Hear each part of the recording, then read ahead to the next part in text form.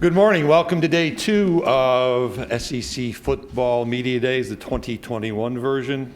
We do want to say thank you to our friends at Regions Bank for their support of our activities this week. It's my privilege to introduce Kirby Smart, who enters his 6th season as the head football coach at Georgia. He's guided the University of Georgia to 4 consecutive New Year's Six games. He has been involved with his family in raising funds and contributing to charities in the Athens area, including the Clark County Children's Home, Boys and Girls Clubs, the Downtown Academy. Kirby and Mary Beth were front and center back in March in Greenville, South Carolina for the SEC Women's Basketball Tournament Championship game, supporting the Georgia Bulldogs, who played the University of South Carolina that day for the SEC Tournament Championship. Kirby began his summer at the Regions Pro-Am in a foursome with me. I would take whatever he says about my game of golf with a grain of salt because it's the last time I touched my golf clubs all summer. My privilege again to introduce the head coach of the University of Georgia Bulldogs, Kirby Smart.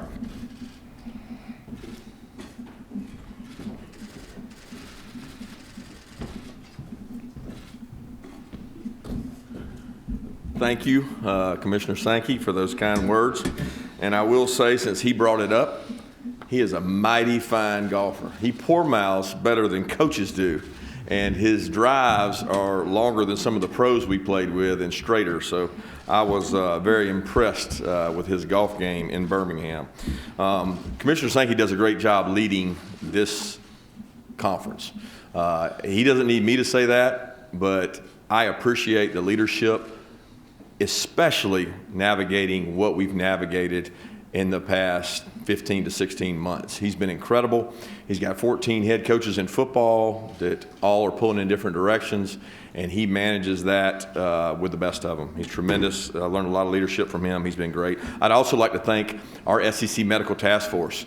The people who give their time, I wish that somebody would do an article on the amount of time that Ron Corson, our athletic trainer who does a tremendous job, he's the head of the SEC Medical Task Force. He's spent on Zoom in the past year. He is relentless. He is constant pursuit of finding a better way of helping us have the season we had last year and also moving forward into this year. So their staff's done a tremendous job. The leadership at UGA that I get to work under, President Moorhead, Greg McGarity, who's now done, and Josh Brooks is incredible. They're great leaders. They're great people. They've done a wonderful job making it easy to be the head coach at the University of Georgia, and I appreciate what they've done for us. Also, I would like to mention this will be the 50th anniversary season at the University of Georgia for our first 5 African-American football players that enrolled. So we're going to have an opportunity to honor those men. They came and spoke to our team. They did a wonderful job when they came and saw them. Horace King, Clarence Pope, Larry West, Richard Appleby, and Chuck Kennebrew. Those 5 men will be recognized for what they've done, being trailblazers. They were incredible when they came and spoke to the team, and I really enjoyed getting to meet those guys, and we look forward to honoring them at a home game this fall. There's also a loyal dog fan and UGA grad that I'd like to send well wishes to.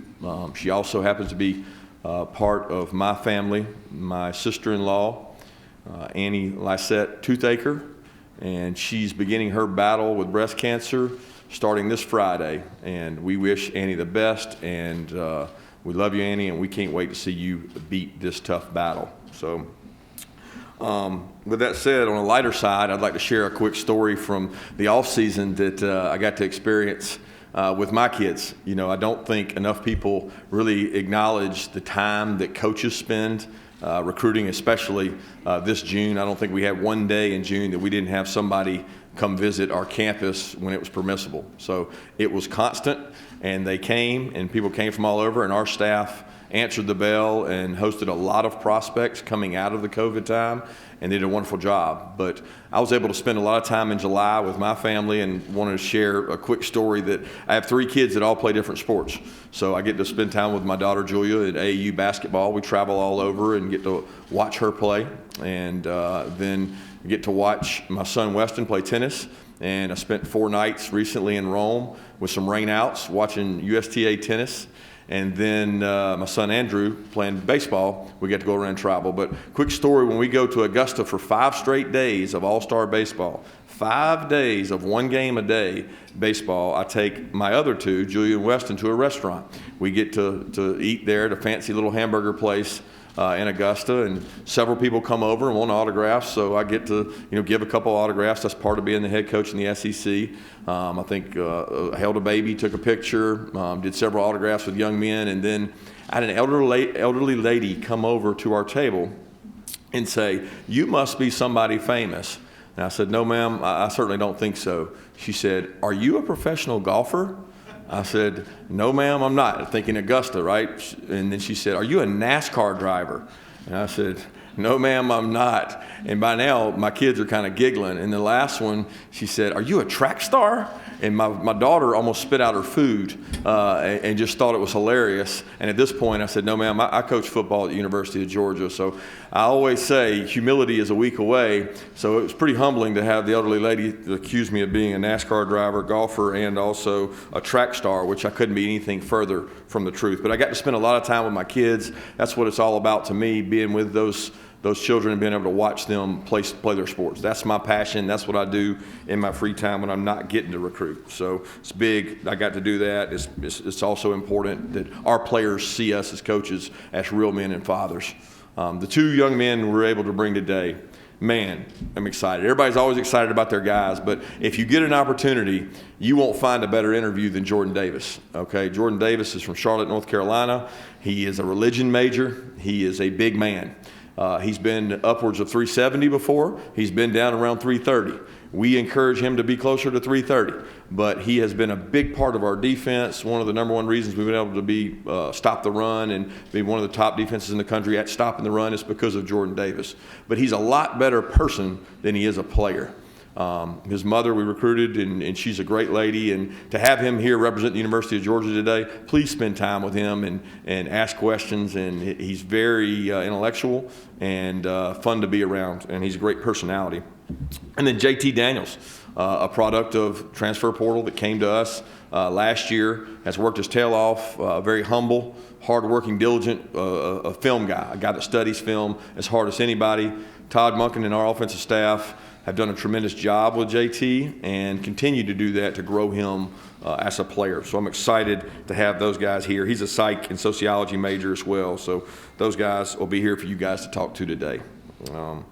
We've got a new football facility I want to brag on. It wouldn't be possible without our administration and without our fan support, but it is incredible. Brand new, largest weight room in the country. We got a new locker room, new coaches' offices, new training room, and I kid Ron Corson all the time. He's the best in the country at being an athletic trainer, but he's also the best in the country at acquiring square footage because he has the largest athletic training facility that I've ever seen.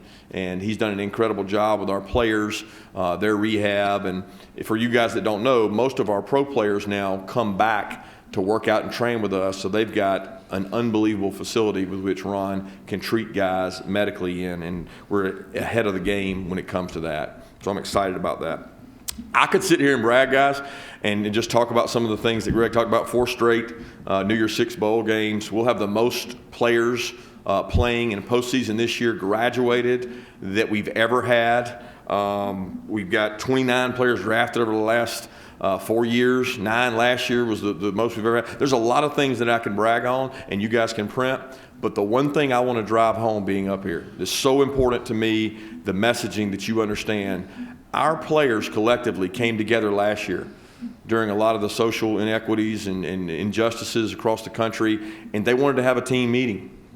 And they wanted to bring about change. They wanted to be agents of change. And one of the things that spawned from this meeting was I kept preaching, I want some action. I don't want it just to be words. I just don't want it to be lip service. I want some form of action. And a group of our players said, let's form a group named Dogs for Pups. Cortez Hankton and Courtney Gay have headed up that group, Dogs for Pups, and they have been phenomenal in our community, okay? A couple things they've done I want you to really hit home. They've raised over $100,000 for Wi-Fi in the Athens-Clarke County area so that every child will have an opportunity to do online learning throughout the last year. A lot of kids at home don't have Wi-Fi, don't have that capacity. Our players did that, not anybody else, not the coaches. Nobody made them do it. They chose to do it. They had a food drive where they raised over 30,000 pounds of snacks and food for local community shelters and also kids in schools. They also raised $100,000 for Downtown Academy, which Greg mentioned, which underprivileged kids get to go to that school.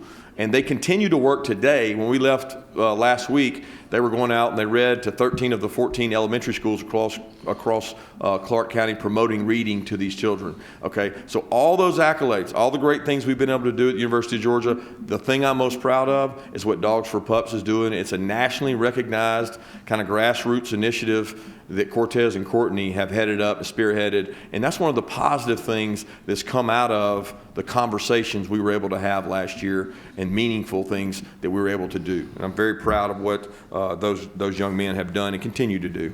NIL. I'm going to talk about NIL without you guys raising the question, because I think it's important to understand.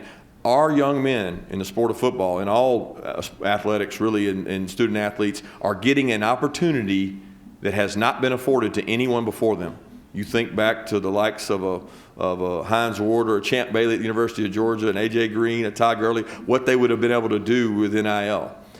These young men and women have earned this opportunity. We are so excited for them. The opportunities are really limitless. I don't think personally that it's going to blow up college football or change anything substantially. What we have really been focused on is the education of our student athletes, okay? You are now putting on 18 to 21, 22-year-olds tremendous time demands, okay? They already have time management between being a student, being an athlete, and doing everything that we ask them to do. Now they have extra demands placed on them.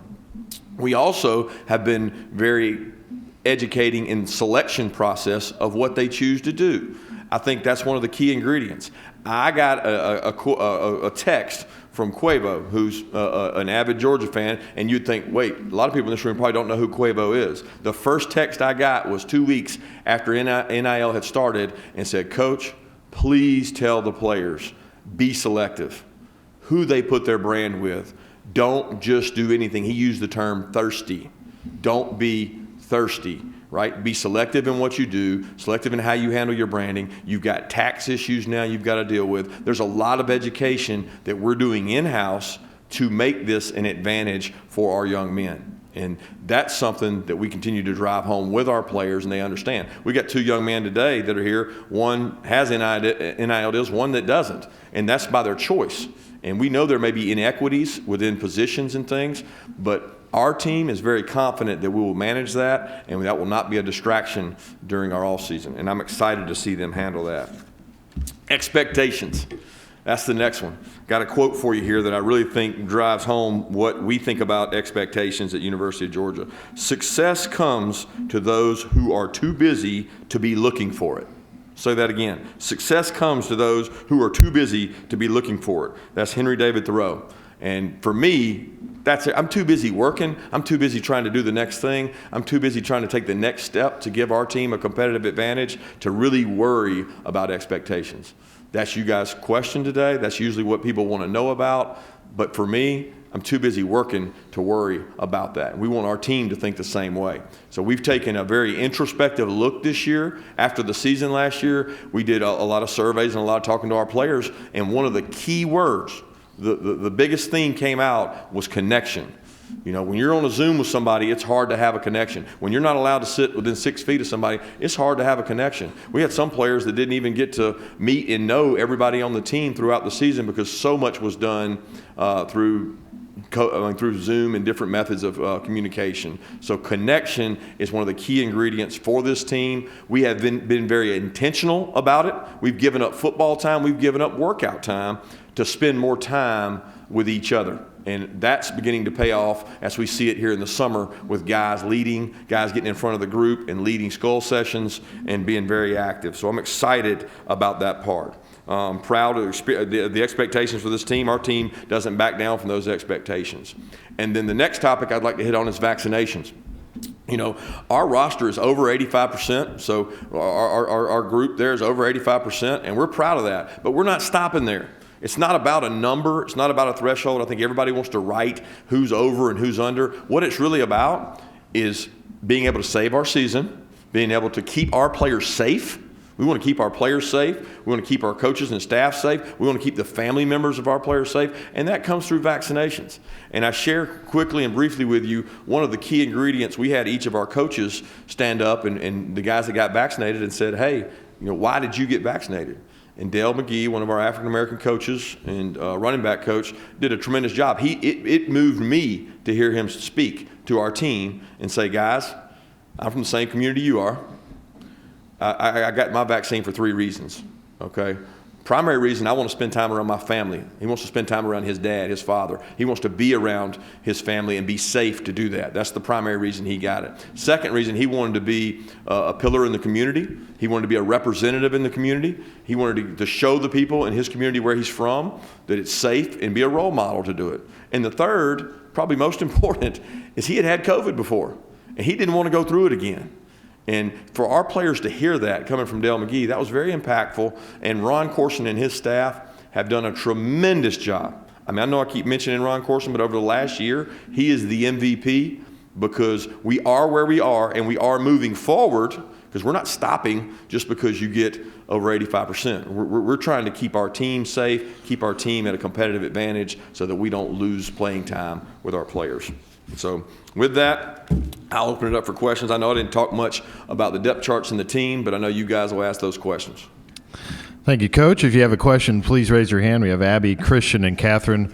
We'll get a microphone to you, and then we'll go ahead and start with questions. So we'll start over here on the front row here on the left with Tom. Hey, Kirby. Tom Murphy, Arkansas Democrat Gazette. Through your introspection and self-evaluation of last season, where do you need to be better to win the East this year? You need to be better everywhere. I mean, it starts with everything we do, but the introspection was more for us to find maybe a different way to do things and hear a different voice, and we've done that. I think the weekly meetings we've had that we've drawn time away from football have been incredible. The gains we've received in players being able to confront each other. It's easy to say if a guy's not doing his job to demand him to do it right, but it's hard when you have a unified group pulling in the same direction to be the outlier. And we've tried to make that more difficult through our introspection and through our meetings and through our growth as a team. And I'm just excited to see the dividends of that in fall camp of where we can go and where we can get better. Coach, we'll stay right in the same section, 2 rows back. Hey, Coach, Chase Goodbread with NFL.com. Do you think that for the elite players, the guys that are headed to the NFL, that the name, image, likeness opportunities can benefit them as a way to expose them to the business side of football before they get to the NFL where it's even more of a business? Yes and no. I mean, I definitely that experience can be valuable for them, but they probably are the ones that have to be the most careful with brand selection because, if your identity becomes the lowest on the totem pole just to get $200, $300, that's not going to be real good branding when you get the opportunity to go to the NFL. So those guys probably need it the least, although they're the most valuable because they're the face of the organization. They're the high draft pick, but they need to be the most selective because what you brand yourself with doesn't change. Okay, we'll go in the center section on the left aisle, Coach. Hey, Kirby, Connor Riley, Dog Nation. In the past, you've said you only want to use the transfer portal on a need basis. So what needs do the 3 guys that you did bring in, Arik Gilbert, Tyke Smith, and Darian Kendrick, help fill? Well, the first 2, the defensive backs, we're under our scholarship quota at defensive back. We're in search of trying to improve. We had 2 guys come out early. We had 2 guys go into the portal. So we were at a deficit just from sheer scholarship numbers, not to mention experience. So those 2 guys bring an immense amount of experience. And then with Arik, anytime you can get a skill player on offense that can do things with the ball, I think you're always looking to be dynamic. You look at the teams who've won national championships recently, they're most dynamic on offense and at the skill positions. Coach, we'll go over to the right-hand section, about 3/4 of the way back. Kirby, Pete Thamel from Yahoo, to kind of continue the thought you just said about the dynamism on offense. The last handful of national title winners, we've really seen quarterbacks who've been able to stretch the field and have really played at an elite highest level in the sport. Do you think JT has that type of arm talent to be comparable to those guys, and where do you need to see him to grow to get there? Absolutely, he has that arm talent. I actually don't think that arm talent is the number one quality for being a great quarterback. There's a lot that goes into being an elite quarterback. The two guys that were the last 2 years national champions, they were really good quarterbacks. They were great decision makers. They were actually better athletes than people give them credit for. The decision-making process, touchdown to interception ratio, protecting the ball, using your playmakers, which both had really good playmakers around them. JT has those skill sets. You know, Coach Munkin has that experience doing it in the NFL. I mean, with Tampa Bay, they led the league in passing. So we have the recipe for those things. We got to stay healthy. We got to protect the quarterback, and we got to find some more skill players to make plays for us. Coach, we'll go back over to the left section. Coach, over here, JoeGoodmanAL.com. I was wondering if you could tell me the story of how you became to have the cell phone number of Quavo. And then, and secondly, another question: the NIL, how has that changed recruiting so far? And have you seen a trickle down effect to high school?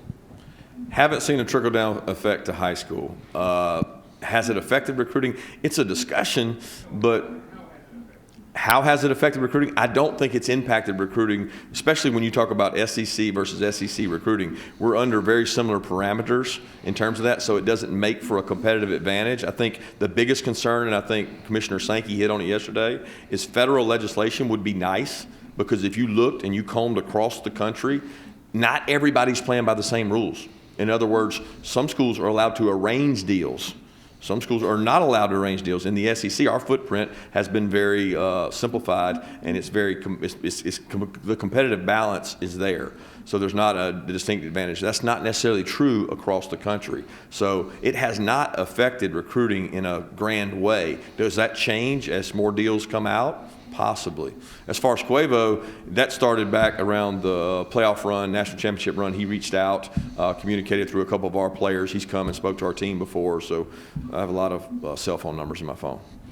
Coach, we'll go right in front of me about 3/4 of the way back, middle section. Hey, Coach, Jay Crane from the J-Boy Show. Can you just talk about the importance of having a spring practice and a summer when the team is really formed, as opposed to kind of last year with the craziness of not having the whole team be able to go to a full spring and a summer to bring the group together? Yeah, I can't even put that into words. I mean, I think the biggest difference is spring practice. You know, having spring practice and the summer workout program that is traditional in terms of conditioning, getting yourself ready for the heat. We didn't even have that last year. So you can't even put a measurement on that, not to mention a new quarterback with a new coordinator. So it was extremely different. And you don't appreciate spring practice till you don't have it. Let's just say that. A lot of states in the United States don't have spring practice for their high school programs. So the development of those young men is impacted. The footprint of the SEC, almost every state has spring practice, and you can see why in the roster that we have with the young guys who've been impacted of having a spring practice. I'm talking about mid-years and players last year that didn't get it. Coach, we'll go over to the right side again, to the near aisle. Hey, Kirby, Jed May of UGAsports.com. Sort of speaking on that spring practice thing, how have you seen the relationship between JT and Todd Monken grow this, in a somewhat normal offseason? And, how critical is that relationship, especially between a quarterback and an offensive coordinator? Well, it's the biggest relationship there is, because it's not a set of positions. Every other position has multiple starters, different guys that play. At quarterback, it's not typically that way. So whoever your starting quarterback is, he has to have direct communication.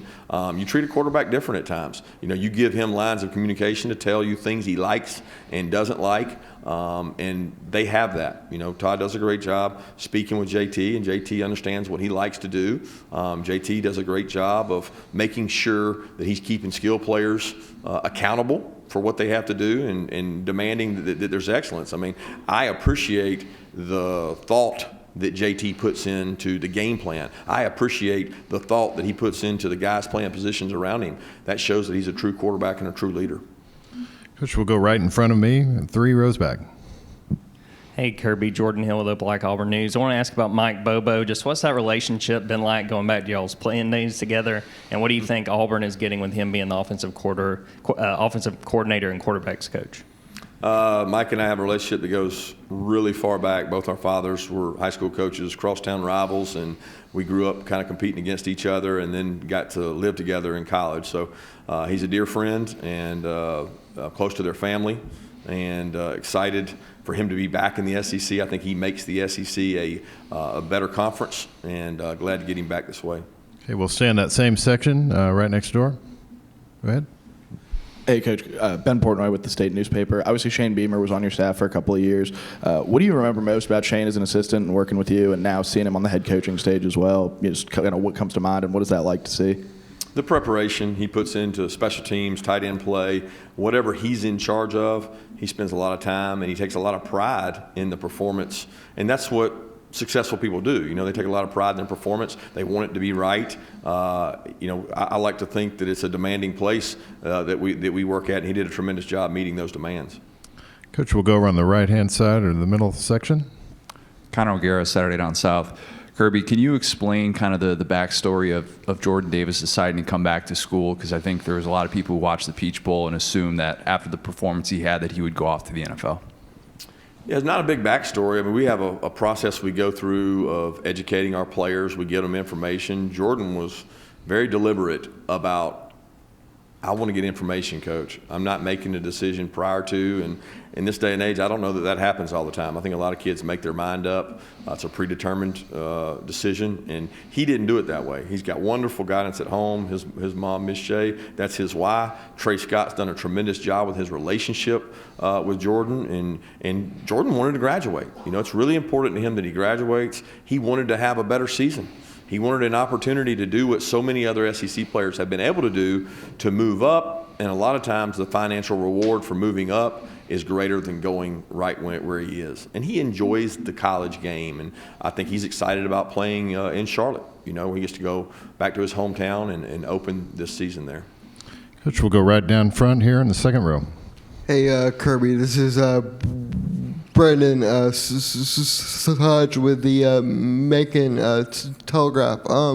Wanted to follow up on Darian Kendrick. I mean, how did the opportunity to add him come about? And I know obviously he hasn't been on campus for too long, but what's the significance of adding an all-ACC player like that? I mean, as you said, in a secondary that didn't even have the scholarship quota.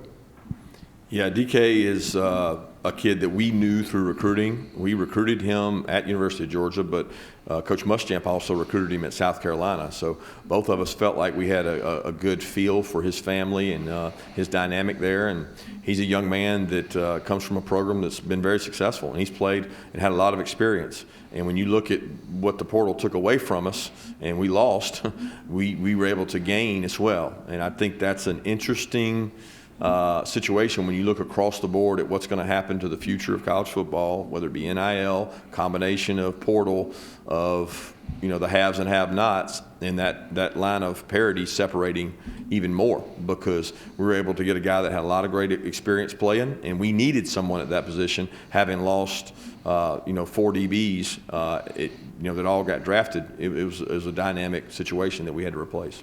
Okay, we'll take one last question. Center section on the left aisle. Gianna Hahn, AL.com. Demetrius Robertson headed over to Auburn. What are they getting out of him as a player, and are you looking forward to seeing him again during the season?